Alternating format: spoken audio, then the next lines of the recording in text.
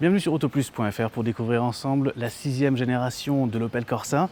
Cette fois-ci en version thermique, nous l'avions déjà découverte en version électrique il y a quelques temps. Alors c'est ici un haut de gamme GS Line.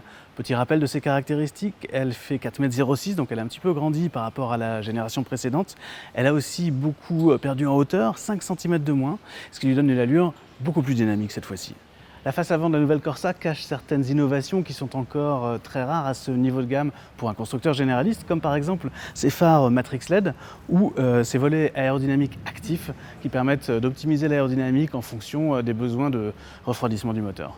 Le design de la partie arrière est particulièrement soigné, avec une ligne de toit tombante qui est ici mise en valeur par le contraste entre le noir du toit et le rouge de la carrosserie. Il intègre un très gros aileron arrière sur toute la gamme qui a à la fois une fonction de style et une fonction aérodynamique. Et cette partie arrière cache également, bien sûr, un coffre dont le volume a été augmenté de 24 litres pour atteindre désormais 309 litres. Sous le capot, on retrouve le 1,2 litre 3 cylindres que l'on connaît bien dans la gamme PSA, en 3 puissances différentes. En entrée de gamme, 75 chevaux sans turbo, en version 100 chevaux turbo en boîte automatique ou manuelle, et en version 130 chevaux disponible uniquement en boîte automatique.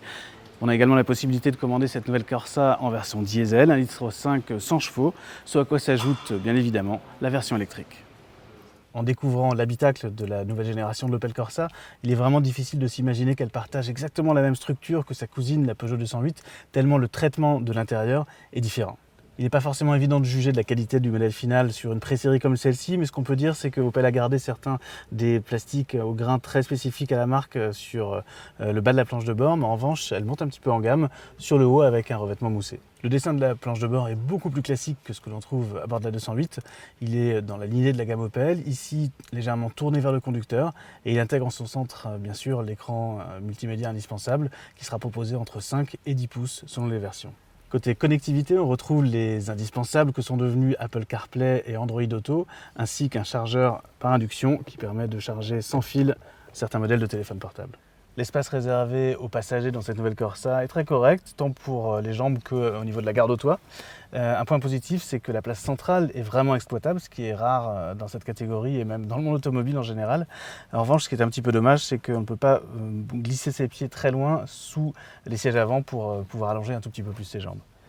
La nouvelle Corsa sera lancée dès le mois de novembre pour ses versions thermiques, à partir de 14 600 € pour le tout petit moteur, 1,2 litre et 75 chevaux en version d'entrée de gamme. Pour la version électrique, il faudra attendre le printemps prochain. Les essais des versions thermiques auront lieu en novembre et on se retrouve sur autoplus.fr.